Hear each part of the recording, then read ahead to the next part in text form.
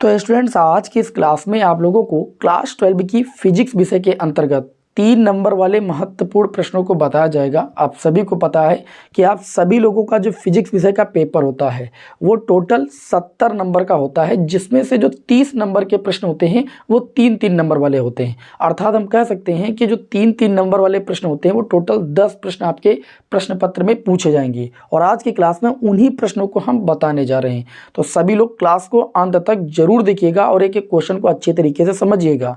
इसमें जो maximum question होते हैं वो न्यूमेरिकल ही होते हैं, ठीक है। तो आप यहाँ पर विभिन्न प्रकार के न्यूमेरिकल को सीखेंगे। तो यहाँ पर देखिएगा, आप लोगों को हम जो है प्रीवियस ईयर के जो मॉडल पेपर हैं उन्हीं को सॉल्व करा रहे हैं। जैसे मैंने आप लोगों को सेट नंबर 1 2023 का और सेट नंबर 2 जो है सॉल्व करा दिया है। सेट नंबर 3 मैंने स्टार्ट किया है, जिसमें से 1 नंबर और 2 नंबर वाले प्रश्नों को सॉल्व भी करा दिया है, ठीक है। प्लेलिस्ट का लिंक इस वीडियो के कमेंट बॉक्स में मिल जाएगा। आज हम चौथे का पार्ट देखेंगे। चौथे का पार्ट जो प्रश्न है, देखिए ये बोर्ड एग्जाम में इसके पहले कभी नहीं पूछा गया है, तो ये यूनिक क्वेश्चन है जो अब पहली बार पूछा गया। इसमें जरा ध्यान से समझिएगा।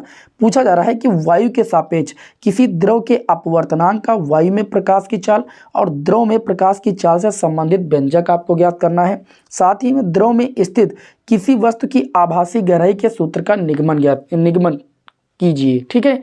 तो ये 3 नंबर में प्रश्न आया है। अब आप समझ सकते हो 5 नंबर का प्रश्न 3 नंबर में आया। सबसे पहले यहाँ पर आपको जानने की आवश्यकता है कि अपवर्तनांक की परिभाषा क्या होती है। कक्षा 10 से पढ़े हो कि जो अपवर्तनांक होता है, अपवर्तनांक को हम n अक्षर से प्रदर्शित करते हैं। अपवर्तनांक n बराबर होता है वायु अथवा निर्वात में प्रकाश की चाल। क्या होता है? वायु अथवा निर्वात में प्रकाश की चाल, ठीक है, जिसका मान आप सभी को पता है 3 × 10⁸ होता है प्रकाश की चाल, और बटे में उस माध्यम में प्रकाश की चाल, ठीक है, माध्यम में प्रकाश की चाल। ये सभी विद्यार्थियों को पता होना चाहिए। ये अपवर्तनांक का सूत्र होता है और यहीं से अपवर्तनांक की परिभाषा भी होती है।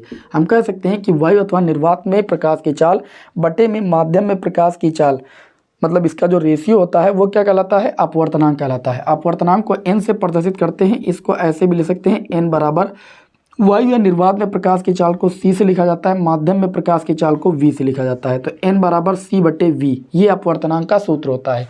अब हम सबसे पहले करेंगे क्या? देखिए, सबसे पहले हम वायु के सापेक्ष कांच का अपवर्तनांक निकालेंगे। वायु के सापेक्ष कांच और द्रव, दो की बात की गई है ना, इसी के पदों में व्यंजक निकालना है। तो वायु के सापेक्ष कांच का अपवर्तनांक, कांच का मतलब ग्लास, कांच का अपवर्तनांक। अब वायु के सापेक्ष कांच के अपवर्तनांक को लिखेंगे कैसे? आप सभी को पता है, वायु का मतलब एयर है ना, सापेक्ष अपवर्तनांक निकालना किसके भाई? कांच के। तो ANG का मान निकालना है। तो मैंने अभी आपको बताया कि जो अपवर्तनांक होता है वायु अथवा निर्वात में प्रकाश की चाल, जिसको हम C से लिखते हैं, बटे में उस माध्यम में प्रकाश की चाल। तो माध्यम यहाँ पर क्या है? कांच। तो कांच में प्रकाश की चाल क्या हो जाएगी? VG। G का मतलब ग्लास, V का मतलब वेलोसिटी यानी वेग, ठीक। तो ANG बराबर आपका हो जाएगा C/VG। इसको समीकरण 1 मान लेंगे। इसी प्रकार हम क्या निकालेंगे? वायु के सापेक्ष कांच के बाद अब हमें द्रव, जल की बात कर लेंगे। यहाँ पर जल का अपवर्तनांक, इसको किससे व्यक्त करेंगे? ANW। W का मतलब वाटर। तो ये आपका हो जाएगा इसी सूत्र से वायु अथवा निर्वात में प्रकाश की चाल, जिसको हम C से लिखते हैं, जिसका मान 3 × 10⁸ होता है, बटे में उस माध्यम में, माध्यम यहाँ पर क्या है? जल। तो जल में प्रकाश की चाल को VW से लिखेंगे। इसको समीकरण 2 मानेंगे। अब हम करेंगे क्या? समीकरण 2/1 से, समीकरण 2 को 1 से भाग कर देंगे तो ANW बटे में कितना हो जाएगा? ANG। ANW का मान है C बटे में VW और ANG का मान है C बटे में कितना? VG। अच्छा, C से C कैंसिल हो जाएगा, तो यहाँ से इसको ऐसे लिख सकते हैं VG बटे में VW। ये बटे वाला ऊपर चला जाएगा, अर्थात ANW बटे में ANG बराबर आपका हो जाएगा VG बटे में VW। अब इसका मतलब क्या है? इसका मतलब ये है कि वायु के सापेक्ष जल और वायु के सापेक्ष कांच, या हम कह सकते हैं ग्लास में, है ना, ग्लास का मतलब ही कांच होता है। तो वायु के सापेक्ष द्रव और वायु के सापेक्ष कांच के जो अपवर्तनांकों का अनुपात है, उन माध्यमों में उन माध्यमों में, यहाँ पर देखिए Vg का मतलब क्या है, Vg का मतलब कांच में प्रकाश की चाल, और Vw का मतलब जल में प्रकाश की चाल। यहाँ पर देखिए ऊपर जल है, यहाँ पर आप देख सकते हो यहाँ माध्यम में जो चाल है Vw वो बटे में, अर्थात हम कह सकते हैं कि वायु में कांच और जल के जो अपवर्तनांकों का अनुपात होता है उन माध्यमों में प्रकाश की चाल के अनुपात के व्युत्क्रम के बराबर होता है। आप देख सकते हो यहाँ पर W तो यहाँ पर बटे में W, यहाँ पर G तो ऊपर G, अर्थात हम ये कह सकते हैं कि वायु के सापेक्ष कांच और द्रव के अपवर्तनांकों का अनुपात उन माध्यमों में प्रकाश की चाल के अनुपात के व्युत्क्रम के बराबर होता है। ठीक है, ये आप हिंदी में लिख सकते हो। अच्छा, तो ये बात हुई अभी आधे प्रश्न की। अब इसमें देखिए क्या बोला गया था, प्रकाश की चाल से संबंधित व्यंजक जो कि ये है। फिर आगे बात ये कही गई, द्रव में स्थित किसी वस्तु की आभासी गहराई के सूत्र का निगमन कीजिए। ये 1 नंबर में आया, इससे ज़्यादा नहीं आएगा। ठीक है, अब देखिए आपको हम बता देते हैं कि आभासी गहराई का सूत्र क्या होता है। ठीक है, और कैसे इसका व्यंजक प्राप्त करना है। इसके लिए क्या करते हैं, यहाँ पर हम मान लेते हैं, चलिए मान लेते हैं, माना आभासी गहराई, आभासी गहराई को हम मान लेते हैं H तथा वास्तविक गहराई को हम मान लेते हैं कैपिटल H। वास्तविक गहराई कैपिटल H है। तब यहाँ पर एक हम पात्र बना लेते हैं, थोड़ा सा समझा देते हैं आपको। ठीक, ये हमारे पास एक बर्तन है, इस बर्तन में हमारा द्रव भरा हुआ है। क्या भरा हुआ है भाई, द्रव भरा हुआ है। यहाँ पर एक हम वस्तु मान लेते हैं, इसको हमने O नाम दे दिया। ठीक है, वस्तु से चलने वाली किरण ऐसे जब आएगी, बहुत ध्यान से समझिएगा, वस्तु से चलने वाली किरण, ठीक है, वस्तु से चलने वाली किरण जब इस देखिए द्रव के तल पर पहुँचेगी और तल से जब बाहर निकलेगी, तो आप एक चीज़ बताइए, यहाँ पर जो वस्तु से आपकी किरण चल रही है ये हमारी सघन से विरल में जाएगी। और अच्छा, यहाँ पर स्थल पर जब हम अभिलंब खींच लेंगे, ये अभिलंब हमने खींच लिया, तो कोई प्रकाश किरण जब सघन से विरल में जाती है तो अभिलंब से दूर हटती है, अर्थात ये प्रकाश किरण कुछ ऐसे हटेगी। हटेगी कि नहीं हटेगी, यहाँ पर कोण बनेगा आपतन कोण। तो यहाँ से जब भी हम किसी वस्तु को देखेंगे तो इसका जो प्रतिबिंब है, इस रेखा को आगे बढ़ाएंगे और इस पर अभिलंब, इस वस्तु पर अभिलंब ऐसे खींच देंगे। ठीक है, तो इसका जो प्रतिबिंब है, इस वस्तु का जो प्रतिबिंब है, आभासी प्रतिबिंब, वो यहाँ पर दिखाई पड़ेगा। दिखाई पड़ेगा कि नहीं दिखाई पड़ेगा, यहाँ पर प्रतिबिंब दिखाई पड़ेगा। तो देखा जाए तो वास्तव में वस्तु है कहाँ, यहाँ पर है। तो यहाँ से यहाँ तक जो आपकी गहराई हो जाएगी, इसको बोलते हैं वास्तविक गहराई। लेकिन जो हमको अपवर्तन के कारण जो घटना मतलब प्रतिबिंब दिखाई पड़ेगा, वो इस बिंदु पर दिखाई पड़ेगा और इस ऊंचाई को हम बोलते हैं आभासी गहराई। ठीक है, हमको इसी का व्यंजक निकालना है। ये जो ऊंचाई है आभासी गहराई और ये है आपकी वास्तविक गहराई। तो सूत्र क्या होता है, सूत्र होता है आभासी गहराई बराबर वास्तविक गहराई। सूत्र सभी लोग लिख लीजिएगा, वास्तविक गहराई और बटे में क्या होता है, अपवर्तनांक। क्या होता है भैया, अपवर्तनांक। ये सूत्र होता है। आभासी गहराई को हमने स्मॉल h से लिखा है, वास्तविक गहराई को हमने कैपिटल H से लिखा है, अपवर्तनांक को n से लिखा है, या इसको n बराबर कैपिटल H बटे में स्मॉल h भी लिखा जा सकता है। ठीक है, तो इस प्रश्न में तुमसे क्या पूछा गया था, तुमसे यही पूछा गया है कि बताइए द्रव में स्थित किसी वस्तु की आभासी गहराई के सूत्र का निगमन। बस यही आपको करना है 3 नंबर में। 1 नंबर का ये आपका हो जाएगा और 2 नंबर का ये हो जाएगा। स्क्रीनशॉट लेना तो इस प्रश्न का ले लीजिए, फिर बढ़ते हैं नेक्स्ट क्वेश्चन की ओर। ठीक है, हमें उम्मीद है कि आप सभी को अच्छे तरीके से समझ में आ गया होगा। स्क्रीनशॉट जल्दी से लीजिए। अब हम बढ़ते हैं नेक्स्ट क्वेश्चन की ओर। अगला जो क्वेश्चन है वो आपके प्रकाश विद्युत प्रभाव का न्यूमेरिकल है। और आप सभी को पता है कि प्रकाश विद्युत प्रभाव चैप्टर एक ऐसा चैप्टर है जहां से कोई ना कोई डिफिनीशन जरूर पूछी जाती है। जैसे निरोधी विभव ले लीजिए, कार्यफलन ले लीजिए, देहली आवृत्ति, देहली तरंगदैर्ध्य, ये कुछ ऐसी परिभाषाएं, कार्यफलन ऐसी परिभाषाएं जिनसे एक न एक क्वेश्चन आपके एग्जाम में आना है और एक न्यूमेरिकल आना है। तो न्यूमेरिकल आया है, देखिए, एक प्रकाश विद्युत पदार्थ का कार्यफलन, कार्यफलन को किससे लिखते हैं, W से, है ना। W बराबर यहाँ पर दिया गया है 4 इलेक्ट्रॉन वोल्ट, 4.0 का मतलब 4 इलेक्ट्रॉन वोल्ट। और उस प्रकाश की तरंग दैर्ध्य ज्ञात करना, मतलब लैम्डा आपको ज्ञात करना है। और इन्होंने बताया है कि इंस्तब्ध विभव मतलब निरोधी विभव जिसको हम V0 से लिखते हैं, वो आपको दिया गया है 2.5 वोल्ट। अच्छा, अब आप लोगों ने आइंस्टीन समीकरण पढ़ा है। क्या पढ़ा भैया, आइंस्टीन समीकरण पढ़ा है। आइंस्टीन समीकरण से आइंस्टीन समीकरण से हमने पढ़ा है E के बराबर आपका होता है भैया W प्लस का ई वी नॉट, जहाँ वी नॉट क्या होता है, निरोधी विभव। अच्छा, E के स्थान पर हम ऐसे भी ले सकते हैं, एच न्यू भी ले सकते हैं, क्योंकि एनर्जी E बराबर एच न्यू होती है, फोटॉन की ऊर्जा। अच्छा, इसको ऐसे भी ले सकते हैं, न्यू बराबर होता है C अपान लैम्डा बराबर W प्लस का ई वी नॉट हो जाएगा। हमको लैम्डा निकालना है तो इसको ऐसे भी ले सकते हैं, लैम्डा बराबर। अच्छा, लैम्डा निकालना तो लैम्डा को इधर ले आए, इसको इसके बटे में ले आए, अर्थात ये हो जाएगा एच सी अपान में W प्लस का कितना हो जाएगा, ई वी नॉट। हो जाएगा कि नहीं हो जाएगा। अब यहाँ पर वैल्यू रख देंगे, लैम्डा बराबर H का मान सभी को पता है 6.6 गुणे 10 की घात माइनस का 34 जूल सेकंड। C प्रकाश की चाल होती है जिसका मान 3 गुणे 10 की घात 8 मीटर प्रति सेकंड होता है।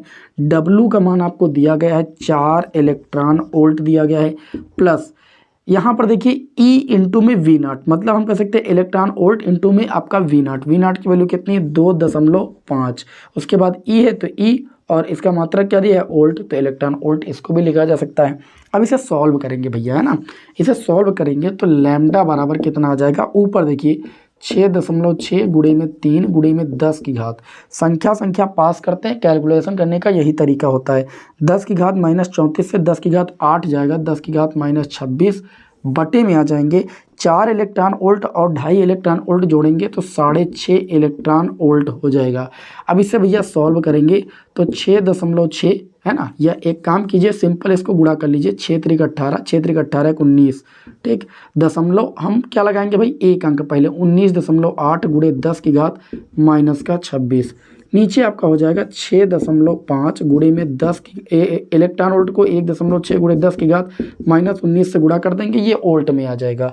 तो लैम्डा बराबर देखिए आपका हो जाएगा 19.8 बटे में देखिए 16 पंचे 80, 16 छंग 96 और 8 हासिल लेंगे तो 104 हो जाएगा, ठीक है, 104। अब दशमलव 2 अंक आगे लगाना, 10.4 गुणे में 10 की घात कितना हो जाएगा, माइनस 19, ऊपर 10 की घात कितना हो जाएगा, माइनस का 26। अच्छा, इसे आप सॉल्व कर लीजिए तो ये आपका आ जाएगा 19.8 बटे में 10.4 गुणे में 10 की घात, माइनस 19 से माइनस 26 जाएगा तो माइनस का 7 बचेगा। इसको भाग करोगे तो ये आपका आ जाएगा 1.904, भाग करके देख लो 1.904 आएगा, और गुणे में 10 की घात कितना है भैया, माइनस का 7। इसको आप ऐसे भी ले सकते हो, इस दशमलव को 3 अंक उधर बढ़ाओगे 1904, ठीक, 0.0 गुणे 10 की घात। अगर 0.3 अंक इधर बढ़ाया तो -3 इधर घट जाएगा तो ये माइनस का 10 हो जाएगा। लैम्डा है, अभी मीटर में आया है, इसको हम एंगस्ट्राम में ले सकते हैं। 1904 10 की घात माइनस 10 मीटर होता है 1 एंगस्ट्राम के बराबर। तो जो लैम्डा का मान आ जाएगा 1904 एंगस्ट्राम आ जाएगा। हमें उम्मीद है कि आप सभी लोगों को बेहतरीन तरीके से ये प्रश्न समझ में आ गया होगा। अब देख सकते हो ये 3 नंबर का प्रश्न, इसके पहले वाला 3 नंबर का प्रश्न, ठीक है। आगे बढ़ते हैं गा पार्ट की ओर। तो गा पार्ट में कहा जा रहा है कि धारावाही वृत्ताकार कुंडली के केंद्र में उत्पन्न चुंबकीय क्षेत्र की तीव्रता के सूत्र का निगमन कीजिए। ये देखिए बहुत इंपॉर्टेंट डेरिवेशन है, और इसके पहले जब मैंने आपको सेट नंबर 2 सॉल्व कराया है तो सेट नंबर 2 का जो क्वेश्चन नंबर 7वें का अथवा पार्ट है उसमें मैंने आपको सॉल्व कराया है। प्लेलिस्ट का लिंक इस वीडियो के कमेंट बॉक्स में जाकर के आप उसे अच्छे तरीके से देख लीजिए। ये डेरिवेशन इंपॉर्टेंट है, और प्लेलिस्ट देख लीजिए इंपॉर्टेंट डेरिवेशन वाली, उसमें भी मैंने आपको कराया है। तो जैसे भी आपकी इच्छा हो आप देख सकते हो, मैंने कई बार इस डेरिवेशन को कराया है। आगे बढ़ते हैं तो अगला जो क्वेश्चन है वो आपका हो जाएगा चौथे का घा पार्ट। देखो ये कितना आसान न्यूमेरिकल आया। इसमें कहा जा रहा है 3 नंबर का प्रश्न ये भी है कि प्रिज्म कोण को हम ए से लिखते हैं। इन्होंने कहा कि जो प्रिज्म कोण है वो 60 डिग्री है, उसको लिख लिया। वाले प्रिज्म में प्रकाश किरण डालने पर न्यूनतम विचलन कोण को हम डेलेम से लिखते हैं, वो आपको दिया गया है 30 डिग्री। अब इसमें ये कहा जा रहा है कि प्रिज्म के पदार्थ का अपवर्तनांक मतलब एन निकालना है। तो आप सभी लोगों ने पढ़ा है प्रिज्म के पदार्थ के अपवर्तनांक का सूत्र n बराबर, सभी लोग जानते हो, sine a plus del m. इस सूत्र पर आधारित भी मैंने देखा हर साल न्यूमेरिकल एक बनाते जरूर हैं, चाहे वो छोटे मोटा बनाए चाहे वो बहुविकल्पी में ही बनाए, लेकिन बनाते जरूर हैं। तो ये हो जाएगा n बराबर साइन ए की अगर बात करें तो 60 डिग्री और प्लस 30 डिग्री और बटे में 2 अपान में साइन ए बाई 2 मतलब 60/2। तो n बराबर हो जाएगा साइन, देखिए 30 60 90 90 का आधा 45 डिग्री और बटे में साइन साइड का आधा कितना हो जाएगा 30 डिग्री। साइन 45 की वैल्यू 1/√2, साइन 30 की वैल्यू 1/2।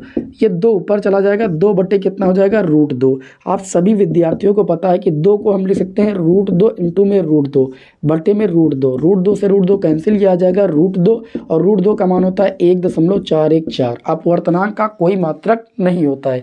तो ये आपके इस क्वेश्चन का आंसर हो जाएगा और हमें उम्मीद है कि आपको ये क्वेश्चन समझ में आ गया होगा। अंगा पार्ट की ओर बढ़ते हैं, लेकिन उससे पहले इसका स्क्रीनशॉट आप ले सकते हो। बढ़ते हैं नेक्स्ट क्वेश्चन की ओर, इसको रफ कर देते हैं। अब बढ़ते हैं क्वेश्चन नंबर 4 के अंगा पार्ट की ओर। ये बहुत ही इंपॉर्टेंट प्रश्न है, देखिएगा बहुत ध्यान से। लिखा चित्र के अनुसार धात्वी तार से बने ABC समकोण त्रिभुज, मैंने ABC एक समकोण त्रिभुज बनाया, यहाँ पर A है, यहाँ पर B है, यहाँ पर C। ABC एक समकोण त्रिभुज अपने तल में 2 मीटर प्रति सेकंड की चाल से गति करता है। अपने तल में, ये जिस तल में है उस तल में जो है 2 मीटर प्रति सेकंड की चाल से गति करता है, यानी V बराबर आपको दिया गया 2 मीटर प्रति सेकंड। बहुत ध्यान से प्रश्न को समझिएगा। अब इसमें इन्होंने कहा है कि तल के लंबवत, इस तल के लंबवत परपेंडिकुलर, देख सकते हो ये आपका परपेंडिकुलर का ही चिन्ह है, क्रॉस होता तो अंदर की ओर होता। परपेंडिकुलर B बराबर इन्होंने कहा है 0.5 टेस्ला, चुंबकीय क्षेत्र B बराबर 0.5 टेस्ला की बात हुई है ना। चुंबकीय क्षेत्र 0.5 टेस्ला का एक समान चुंबकीय क्षेत्र लगा हुआ है। इन्होंने कहा है कि तार के खंड BC, देखो ध्यान से, खंड BC में, ठीक है, BC में और AC में, दूसरे नंबर में पूछा है AC में, ठीक है, और तीसरे नंबर में आपसे ये पूछा है कि AB में, AB के मध्य, है ना, के सिरों के मध्य प्रेरित वैद्युत वाहक बल। अच्छा, प्रेरित वैद्युत वाहक बल कब उत्पन्न होगा? जब फ्लक्स में परिवर्तन होगा, ठीक है। अब थीटा अगर यहाँ पर 0 डिग्री होगा तब तो भैया हो ही नहीं पाएगा प्रेरित वैद्युत वाहक बल। तो BC के सिरों के बीच, है ना, के सिरों के मध्य, सूत्र सभी लोग जानते हो, प्रेरित वैद्युत वाहक बल को E से लिखते हैं, E बराबर होता है BVL साइन थीटा। अब अगर BC की बात करें तो BC हमारी ये भुजा है, ठीक है।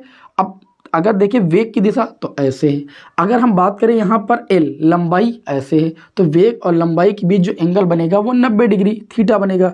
तो E बराबर B का मान 0.5, V का मान कितना 2, L का मान कितना है, देखिए BC में बात कर रहे हैं ना, तो BC की लंबाई कितनी है 4 और साइन ये कितना हो जाएगा थीटा बराबर 90 डिग्री। साइन 90 की वैल्यू 1, देखिए 5 चौक कितना हो जाएगा, 4 दूनी कितना हो जाएगा 8, 8 पंच कितना हो जाएगा 40, ये 4.0 क्योंकि 0.1 अंक आगे लगा है और इसका मात्रक क्या हो जाएगा वोल्ट। साइन 90 का मान 1, बात समझ में। अब बात करें यहाँ पर AC के सिरों के मध्य, AC के सिरों के मध्य, हम जब AC के सिरों के मध्य निकालेंगे तो AC ये तार है। अब वेग की दिशा भी इधर है और लंबाई, इस AC की लंबाई की दिशा भी इधर है, तो हम कहेंगे चूंकि V जो है पैरेलल है लंबाई के अनुदिश, इसलिए जो थीटा होगा वो आपका 0 डिग्री होगा। तो जब हम E बराबर सूत्र लगाएंगे BVL साइन थीटा के स्थान पर 0, तो साइन 0 का मान होता है 0, तो 0 का मल्टीप्लाई इधर से करेंगे तो E बराबर आ जाएगा 0 वोल्ट। कोई दिक्कत? कोई दिक्कत नहीं। अब बात करें यहाँ पर तीसरे पार्ट में, तीसरे पार्ट में AB की बात कही गई है, मतलब इस AB भुजा के अनुदिश बात की गई। ये एक समकोण त्रिभुज है, भैया कक्षा 10 से पढ़ते चले आ रहे हो। समकोण त्रिभुज में पाइथागोरस प्रमेय लगती है। पाइथागोरस प्रमेय कहती है कर्ण का स्क्वायर बराबर लंब का स्क्वायर प्लस आधार का स्क्वायर। अगर यहाँ पर कोण 90 डिग्री होगा, क्योंकि समकोण त्रिभुज तो यही कोण आपका 90 डिग्री होगा, सिंपल सी बात है। 90 डिग्री के सामने बुझाइए कर्ण होगी, तो कर्ण का जो स्क्वायर होगा लंब और आधार के स्क्वायर के वर्ग के बराबर होगा, मतलब 4 का स्क्वायर प्लस 3 का स्क्वायर। 4 का स्क्वायर 16, 16 और 3 का स्क्वायर 9, मतलब ये आ जाएगा 25। तो कर्ण बराबर स्क्वायर उधर जाएगा √25, मतलब जो कर्ण का मान आ जाएगा वो 5 आ जाएगा, 5 सेंटीमीटर। ये भुजा की लंबाई 5 सेंटीमीटर ये नहीं दी थी, आपको निकालनी पड़ेगी, क्योंकि AB के सिरों के मध्य बोला गया, तो लंबाई तो AB की पता होनी चाहिए, कितनी हो जाएगी 5। अब हम जानते हैं, ध्यान दीजिएगा, हम यहाँ पर क्या करेंगे, आपको एक चीज़ और चेक करना पड़ेगा, आपको ये चेक करना पड़ेगा कि अगर वेग की दिशा ऐसे है, वेग की दिशा ऐसे है कि नहीं है, ऐसे है, और ये जो छड़ है इस दिशा में है, ना ये परपेंडिकुलर है ना ये समांतर है, ये तो किसी ना किसी एंगल पर है, हमको उस एंगल को निकालना है, उस एंगल को निकालना है। तो हम इस एंगल को निकालेंगे कैसे, इस एंगल को कैसे निकालेंगे, ये एंगल हमारा कितना होगा ये निकालना पड़ेगा। तो इसके लिए हम क्या करेंगे, हम सबसे पहले साइन थीटा लगाएंगे। साइन थीटा बराबर क्या होता है, लंब बट्टे कड़। अगर ये कोण थीटा है तो लंब ये होगा, कोण के सामने भुजा लंब, और बट्टे कड़ तो 90 डिग्री के सामने भुजा होती है, मतलब 4/5। 4/5 को सॉल्व करोगे 0.8 आएगा। जो 0.8 होता है ये भैया होता है साइन 60 डिग्री की वैल्यू। कितनी होती है, साइन 60 डिग्री की वैल्यू 0.8 लगभग होती है। अर्थात हम कह सकते हैं ये कोण जो होगा वो लगभग 60 डिग्री होगा। तो जब ए बी की सिरों के मध्य की बात करेंगे तो थीटा कितना लेंगे, 60 डिग्री लेंगे। अपने उत्तरमाला पर मत जाइएगा, वो गलत है उत्तरमाला, ठीक है, कि कहने लगो उत्तरमाला में हो जा रहा है। तो ए बी के सिरों के मध्य जब हम क्या निकालेंगे, प्रेरित वैद्युत वाहक बल, सूत्र लगाएंगे BVL, और साइन थीटा कितना लेंगे भैया, 60 डिग्री। तो बी का मान कितना हो जाएगा, तो बी का मान आपने बताया कि 0.5, ये आपको प्रश्न में दिया गया है। वी की बात करें, वी का मान 2 मीटर प्रति सेकंड। लंबाई की बात करें तो लंबाई 5 आई है, और साइन 60 डिग्री की बात करें तो √3/2 हो जाएगा। 2 से इस 2 को काट देंगे, ई बराबर 5 और 5 का गुणा करेंगे 25 हो जाएगा, मतलब 2.5 हो जाएगा। 2.5 और इंटू में √3, और इसका मात्रक क्या हो जाएगा, तो आप कहेंगे वोल्ट हो जाएगा। तो इस तरीके से ये आपके इस प्रश्न का आंसर हो जाएगा। बहुत सारे विद्यार्थी इस क्वेश्चन में गलती कर चुके हैं, तो आप गलती आपकी नहीं होनी चाहिए। इस प्रश्न का स्क्रीनशॉट लीजिए। बढ़ते हैं नेक्स्ट क्वेश्चन की ओर। अब अगला जो क्वेश्चन है वो भैया है क्वेश्चन नंबर 5। अब क्वेश्चन नंबर 5 को बहुत ध्यान से समझिएगा। मैंने आप लोगों को फिजिक्स सेकंड पेपर के एक एक न्यूमेरिकल को बताया भैया, प्लेलिस्ट बनी हुई है, ठीक है। डेरिवेशन को अगर आप समझ गए, लेंस मेकर सूत्र वगैरह संपर्क में रखे, संयुक्त लेंस की फोकस दूरी का व्यंजक, तो न्यूमेरिकल लगाना बहुत आसान है। जैसे इसमें दिया गया है, आपका देख सकते हो, दिया गया है कि एक उत्तल लेंस से 15 सेंटीमीटर दूर स्थित एक वस्तु रखी हुई है, ठीक है। दूर स्थित एक बिंदु एक वस्तु है, इसका प्रतिबिंब लेंस के दूसरी ओर 30 सेंटीमीटर पर बनता है। प्रश्न को बहुत अच्छे से समझाएंगे। ये एक उत्तल लेंस है, ठीक है। उत्तल लेंस के सामने यहाँ पर कहीं पर एक वस्तु रखी है, ठीक है। वस्तु की दूरी को किससे लिखते हैं, यू से।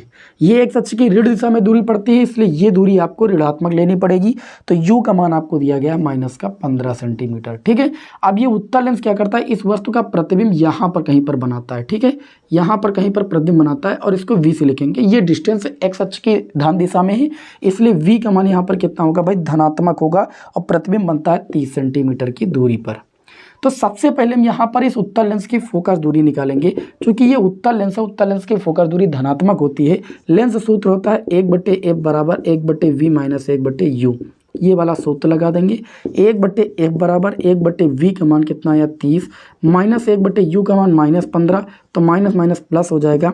1/f बराबर हम 30 ले लेंगे एलसीएम, ऊपर नीचे भैया 2 से गुणा कर दो, एलसीएम बराबर हर बराबर हो जाएगा, 1 30 हर ले लीजिए। 1 और 2 1 कम 2, 2 1 3 हो जाएगा कि नहीं। 3 से 30 को काटेंगे, 1/10, कैंची गुणा करने पर f बराबर 10 सेंटीमीटर। उत्तल लेंस की फोकस दूरी प्लस का 10 सेंटीमीटर है, ये एकदम 100% सही है, क्योंकि उत्तल लेंस की फोकस दूरी धनात्मक होती है। अब लेकिन प्रश्न में इन्होंने चेंज क्या किया, इन्होंने ये कहा कि जब एक अवतल लेंस को इस उत्तल लेंस के संपर्क में रख दिया गया। अब एक अवतल लेंस लाया गया और इसके संपर्क में क्या कर दिया गया भैया, इसे रख दिया गया। ये अवतल लेंस को ला करके रख दिया गया। अब आप सभी को पता है कि जब किसी लेंस के संपर्क में दूसरा लेंस लाया जाता है तो पहले लेंस द्वारा जो प्रतिबिंब बनता है, जो प्रतिबिंब बनता है, यहाँ पर जैसे प्रतिबिंब बन रहा है, ये प्रतिबिंब इस दूसरे लेंस के लिए आभासी वस्तु का कार्य करता है, ठीक है। तो यहाँ पर लिखेंगे कि यहाँ पर उत्तल लेंस द्वारा बना प्रतिबिंब क्या करेगा भाई, अवतल लेंस के लिए आभासी वस्तु का कार्य करेगा। क्या करेगा भैया, आभासी वस्तु का कार्य करता है, अच्छा, आभासी वस्तु का कार्य करेगा। तो हम ये कह सकते हैं कि इस लेंस की जो वस्तु से दूरी हो जाएगी, यू डैश, इसको क्या बोलेंगे यू डैश। तो हमने कहा कि अवतल लेंस द्वारा जो प्रतिबिंब बन रहा है वो कितनी दूरी पर बन रहा है 30, वो डिस्टेंस इस दूसरे लेंस के लिए आभासी वस्तु का कार्य करेगी, तो यू बराबर हो जाएगा प्लस का 30 सेंटीमीटर। अब आप कहेंगे यहाँ पर वस्तु की दूरी आपने धनात्मक क्यों ली, क्योंकि एक्स अक्ष की धन दिशा की दूरी है। अब इन्होंने कहा कि जैसे अवतल लेंस रखा जाता है तो ये जो प्रतिबिंब है ये 30 सेंटीमीटर दूर खिसक जाता है, यहाँ पर प्रतिबिंब बनने लगता है। ये वी डैश जो प्रतिबिंब बन रहा है इस लेंस के कारण बन रहा है, यानी अवतल लेंस के लिए जो प्रतिबिंब की दूरी हो जाएगी वो आपकी 60 सेंटीमीटर हो जाएगी। 30 पर तो थी ही, 30 और खिसक गई है। ये बात न्यूमेरिकल में कही जा रही है कि 30 सेंटीमीटर आगे खिसक जाता है दोनों लेंसों की फोकस दूरियां। तो इस लेंस की फोकस दूरी आ चुकी है, अब अवतल लेंस की फोकस दूरी निकालना है तो हम सूत्र लगा देंगे, लेंस सूत्र 1/a बराबर 1/v माइनस 1/u से। पुनः उसी सूत्र को लगा देंगे। अवतल लेंस की फोकस दूरी ऋणात्मक होती है तो ऋणात्मक आना चाहिए, नहीं तो आंसर गलत होगा। ठीक है, अब देखिए 1/v डैश की अगर बात करें तो v डैश का मान है 60 माइनस अगर u की बात करें तो u का मान है 30 धनात्मक इसलिए माइनस लगा रहेगा। दोनों में एलसीएम कितना मिलेगा 60, ऊपर नीचे 2 से गुणा कर सकते हो, हर बराबर हो जाएंगे। 1 माइनस 2 एक कम कितना हो जाएगा 2 माइनस 1/60, कैंची गुणा करोगे तो f बराबर आ जाएगा माइनस का 60। अवतल लेंस था, अवतल लेंस की फोकस दूरी ऋणात्मक होती है। ठीक, तो अवतल लेंस की फोकस दूरी -60 हो जाएगी, उत्तल लेंस की फोकस दूरी 10 हो जाएगी। अब इसी प्रश्न में थोड़ा सा बढ़ा सकते थे, ये कह सकते थे कि दोनों की संयुक्त फोकस दूरी याद कीजिए, तो आप संयुक्त लेंस की फोकस दूरी वाला व्यंजक लगा देते हैं, संयुक्त लेंस की फोकस दूरी भी आ जाएगी। ठीक है, इसका स्क्रीनशॉट लीजिए। बढ़ते हैं आज की क्लास के अगले क्वेश्चन की ओर। अब बढ़ते हैं भैया नेक्स्ट क्वेश्चन की ओर। तो अगला जो क्वेश्चन है वो 5वें का खा पार्ट देखेंगे। तो खा पार्ट में दिया है परावर्ती दूरदर्शी का किरण आरेख खींचिए। मैं आपको बता दूं, मैंने परावर्ती दूरदर्शी, खगोलीय और संयुक्त सूक्ष्मदर्शी इन तीनों को इतना बेहतरीन तरीके से पढ़ाया है। आप देख सकते हो, इस वीडियो के कमेंट बॉक्स में जाइएगा या डिस्क्रिप्शन बॉक्स में जाइएगा, आपको लिंक मिल जाएगा परावर्ती, खगोलीय और किसका, संयुक्त सूक्ष्मदर्शी का। इसमें एक क्वेश्चन आना बोर्ड एग्जाम में, आप अच्छे से तैयार कर लीजिए, चाहे परावर्ती तैयार कीजिए चाहे जो तैयार कीजिए। ठीक है, मैं इन तीनों का जो है लिंक जो है वीडियो के कमेंट बॉक्स में दिए दे रहा हूँ, क्योंकि अगर उन्हीं क्वेश्चनों को हम बार बार यहाँ सॉल्व कराएंगे फिर न्यूमेरिकल नहीं हो पाएंगे। अनसॉल्व हल कराने का मतलब यहाँ पर आपको न्यूमेरिकल से रूबरू कराना है, कैसे प्रश्न आपके एग्जाम में आते हैं। अब देखिए अगला जो क्वेश्चन है वो गा पार्ट। इसमें कहा जा रहा है कि दर्शाए गए परिपथ के 10 ओम प्रतिरोध में प्रवाहित धारा की गणना कीजिए। 10 ओम का प्रतिरोध यहाँ पर, इसमें प्रवाहित धारा की गणना करना है। ठीक है, इसमें धारा कितनी प्रवाहित हो रही है। आपको पता है कि जो धारा होती है वो हमेशा धन सिरे से बहती है। तो यहाँ से धारा बह रही, मान लीजिए यहाँ से I1 धारा बहना शुरू हुई, ये जाएगी तो I1 धारा इसमें भी जाएगी, यहाँ पर आएगी। अब यहाँ पर एक बैटरी लगी है, यहाँ से धारा निकलेगी तो यहाँ से मान लीजिए I2 धारा निकल रही है। क्यों, क्योंकि यहाँ 4.5 वोल्ट की बैटरी, यहाँ 3 वोल्ट की बैटरी, तो अलग अलग धारा निकलेगी। ये धारा I2 यहाँ पर आएगी I2, और यहाँ पर आने के बाद जैसे संधि पर मिलेगी तो इधर से I2 इधर से I1 मिलने के बाद यहाँ पर धारा मिलकर हो जाएगी I1 प्लस I2। तो हम कह सकते हैं जो I1 प्लस I2 धारा बहेगी वो 6 ओम प्रतिरोध में बहेगी, लेकिन हमें केवल 10 ओम में निकालना है, मतलब हमें I2 का मान निकालना है। ठीक है, अब हमारे पास देखिए यहाँ पर ऐसे धारा आएगी और इस संधि पर आने के बाद इधर धारा चली जाएगी I2, क्योंकि I2 यहाँ से निकली थी और यहाँ पर I1 आई थी, तो यहाँ पर निकल के इसी में फिर आ जाएगी I1। समझ में आई बात की नहीं समझ में आई।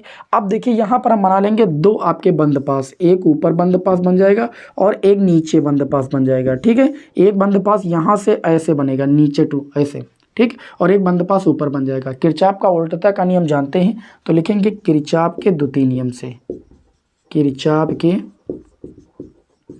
द्वितीय नियम से। किस नियम से भैया, किरचॉफ के द्वितीय नियम से। हम जानते हैं किसी भी बंद पास में बहने वाली धारा और संगत प्रतिरोध के गुणनफल का बीजगणितीय योग उस पास में कार्य करने वाले समस्त वैद्युत वाहक बलों के बीजगणितीय योग के बराबर होता है। तो अगर हम बंद पास पहला ले रहे हैं, बंद पास 1 के लिए, ठीक है, आप इसे ABCD करके नाम भी दे सकते हो, वो आपकी इच्छा है। तो अब पहले बंद पास में देखें तो I2 धारा, यहाँ पर देखिए हम ऐसे चलेंगे भाई, ऐसे, ठीक है, बंद पास हम कैसे चल रहे हैं, यहाँ से ऐसे चल रहे हैं, ऐसे, ठीक है, ध्यान दीजिएगा, इसको थोड़ा सा हम सही कर लेते हैं, हम ऐसे चल रहे हैं, ठीक है, ऐसे चल के फिर ऐसे जाएंगे। तो देखिए यहाँ से चले तो ये हो जाएगा I2 के संगत प्रतिरोध कितना है 10, यहाँ से आते हुए फिर यहाँ पर आ गए प्लस I1 प्लस I2, इन धाराओं के संगत जो प्रतिरोध है वो कितना है 6 ओम का, बराबर आ जाएंगे। कितने वोल्ट की बैटरी है 3 वोल्ट की बैटरी। इसको थोड़ा सॉल्व कर लेंगे तो ये हो जाएगा 10I2 प्लस 6I1 प्लस का 6I2 बराबर 3। इसे सॉल्व करेंगे तो 6I1 प्लस 6 और 10 कितना हो जाएगा 16I2 बराबर 3। इसको मान लेंगे समीकरण 2। अब दूसरा बंद पास लेंगे, बंद पास 2 के लिए,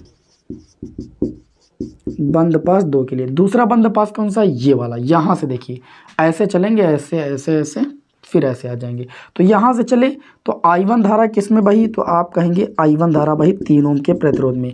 I1 प्लस I2 धारा किस में बही, तो आप कहेंगे 6 ओम के प्रतिरोध में, बराबर। फिर ऐसे आते हुए आ गए। टोटल विद्युत वाहक बल कितना है इस बंद पास में, 4.5 वोल्ट की बैटरी लगी हुई। देखिए ये आपका हो जाएगा 3I1 प्लस 6I1 प्लस का 6I2 बराबर हो जाएगा 4.5। ये 6 और 3 कितना हो जाएगा 9I1 और प्लस का 6I2 बराबर कितना हो जाएगा 4.5। अब ये हो गई भैया समीकरण 2। अच्छा, हम बात करें प्रश्न के अकॉर्डिंग अगर चलें, अगर अलग अलग धाराओं की बात की जाती तो हम दोनों निकालते, लेकिन इन्होंने केवल कहा है कि 10 ओम के प्रतिरोध में प्रवाहित धारा, तो 10 ओम के प्रतिरोध में प्रवाहित धारा I2 है, तो हमको I2 का मान चाहिए। तो दोनों समीकरण को हम इस तरीके से सॉल्व करेंगे कि I1 गायब हो जाए। समीकरण 1 में I1 का गुणांक कितना है 6, यहाँ पर कितना है 9, ठीक है। तो हम एक काम करते हैं, इसको 2 से गुणा कर देते हैं, समीकरण 1 को 2 से, तो ये हो जाएगा 6 दूनी नहीं 3 से गुणा कर देते हैं। 3 से गुणा करेंगे तो ये हो जाएगा 18I1, ठीक है। 3 से गुणा करेंगे 16 48 I2। अच्छा 3 से गुणा करेंगे तो इधर हो जाएगा 9। अब इस समीकरण को हम 2 से गुणा करेंगे, 2 से गुणा करेंगे तो 9 दूनी हो जाएगा 18I1 और 2 से गुणा करने पर ये हो जाएगा 12I2 और ये हो जाएगा 4.5 का गुणा 2 से करेंगे तो 9 और दोनों समीकरण को घटा देंगे। 9 से 9 कैंसिल, ये I1 वाला भी पूरा कैंसिल। यहाँ पर देखिएगा 48I2 से आपका जाएगा 12I2, ठीक है। कुछ गड़बड़ हुआ है क्या भाई? अच्छा ठीक, कुछ भी गड़बड़ नहीं हुआ। 48I2 से अगर 12I2 हम घटाएंगे तो 48I2 से 12I2 जाएगा, आपका बचेगा कितना भैया, ये आपका बचेगा 36I2 बराबर बचेगा 0। यानी जो धारा होगी प्रवाहित वो आपकी 0 होगी। 10 ओम में प्रवाहित धारा कितनी होगी 0 होगी। हमें उम्मीद है कि आपको ये क्वेश्चन समझ में आ गया होगा। इस प्रश्न का स्क्रीनशॉट लीजिए, बढ़ते हैं नेक्स्ट क्वेश्चन की ओर, ठीक है ना। अगला क्वेश्चन आप अपनी स्क्रीन पर देख सकते हो, लिखा है कि ये देखिए विद्युत चुंबकीय तरंगे वाला जो चैप्टर है वहाँ से न्यूमेरिकल उठाया गया। इस चैप्टर की मैंने 1 शॉट क्लास आपको दे रखी है, उसमें सारे न्यूमेरिकल भी मैंने आपको बताया, तो आप देख सकते हैं, ठीक है। प्लेलिस्ट में जाइए, सारी क्लासें आपको मिल जाएंगी। एक्स दिशा में गतिशील प्रकाश किरण EY बराबर आपको दिया गया 300 साइन ओमेगा ब्रैकेट में T-x/c वोल्ट प्रति मीटर द्वारा प्रदर्शित है। एक इलेक्ट्रॉन Y दिशा में 2 × 10⁻7 मीटर प्रति सेकंड की चाल से गति करता है। इलेक्ट्रॉन पर लगने वाले अधिकतम चुंबकीय बल की गणना कीजिए। चुंबकीय बल का मतलब आपको यहाँ पर क्या निकालना है, E, है ना। अच्छा, यहाँ पर अगर हम बात करें तो सबसे पहले इसकी तुलना कर लेंगे, जो आपका बेसिक समीकरण होता है कि तुलना किससे तुलना करेंगे, E बराबर E0 साइन ओमेगा T-5 से कर लेंगे। हम तुलना करेंगे तो E0 की वैल्यू हमारी आ जाएगी 300। कितनी आ जाएगी 300। अच्छा, ये क्या है, वैद्युत क्षेत्र की तीव्रता, इसका मात्रक वोल्ट प्रति मीटर। अच्छा, आगे अगर हम बात करें तो हम यहाँ से निकाल सकते हैं B0 का मान। B0 बराबर होता है E0/c, जहाँ होता है C निर्वात अथवा वायु में प्रकाश की चाल। E0 का मान 300 और C का मान होता है 3 × 10⁸। इसको काटेंगे तो ऊपर हो जाएगा 100 और नीचे 10⁸, ऊपर जाएगा 10⁻8। सॉल्व करने पर ये 10⁻6 क्या आ जाएगा टेस्ला, क्योंकि ये चुंबकीय क्षेत्र है B0। अच्छा, B0 का मान आ चुका है। अब हमको क्या चाहिए, हमको चाहिए यहाँ पर वेग यहाँ पर दिया गया है। कितना दिया गया है प्रश्न में देख लेते हैं। वेग आपको दिया गया 2 × 10⁻17 दिया गया है या 7 दिया गया है मीटर प्रति सेकंड, ये आपको वेग दिया गया है। इसमें पूछा यह गया है कि इलेक्ट्रॉन पर लगने वाले अधिकतम चुंबकीय बल की गणना कीजिए। चुंबकीय बल F बराबर निकालना है। चुंबकीय बल बराबर क्या होता है, EVB नॉट, आप पढ़े ही हो, EVB यहाँ पर हो जाएगा नॉट, ठीक है। तो यहाँ पर E की बात करें तो 1.6 × 10⁻19 है ना। और अच्छा, अगर बात करें V की वैल्यू कितनी है तो 2 × 10⁻, आपका दिया गया है 7। अच्छा, B0 की बात करें तो हमने निकाल लिया है B0 का मान 10⁻⁻6। तो बल आपका आ जाएगा, देखिए 16 दूना 32, 3.2 गुणे में 10 की पावर -19 -6 माइनस का 25, -25 से आप 7 घटाइए माइनस का 18 न्यूटन का बल। इस तरीके से इस क्वेश्चन को लगाना है। इस चैप्टर के 2-4 न्यूमेरिकल प्रैक्टिस कर लीजिए, बस आपका लग जाएगा। ये 3 नंबर का क्वेश्चन था, बहुत ही इंपॉर्टेंट क्वेश्चन था, मैंने आज के इस क्लास में आप लोगों को करा दिया है। ठीक है, अब नेक्स्ट क्लास में आगे के क्वेश्चन आप लोगों को हम सॉल्व कराएंगे। ठीक है, ये 3 नंबर वाले बहुत ही महत्वपूर्ण प्रश्न थे। क्लास को बहुत ज़्यादा लंबी नहीं रखेंगे क्योंकि तबीयत भी मेरी ज़्यादा सही नहीं है, फिर भी मैं आपको क्लास प्रोवाइड कर रहा हूँ और हमें उम्मीद है कि आप सभी लोग क्लास को लाइक करेंगे, दोस्तों में ज़्यादा से ज़्यादा शेयर करेंगे। नेक्स्ट क्लास में आपको मिलते हैं आगे के महत्वपूर्ण प्रश्नों के साथ। जय हिंद, वंदे मातरम।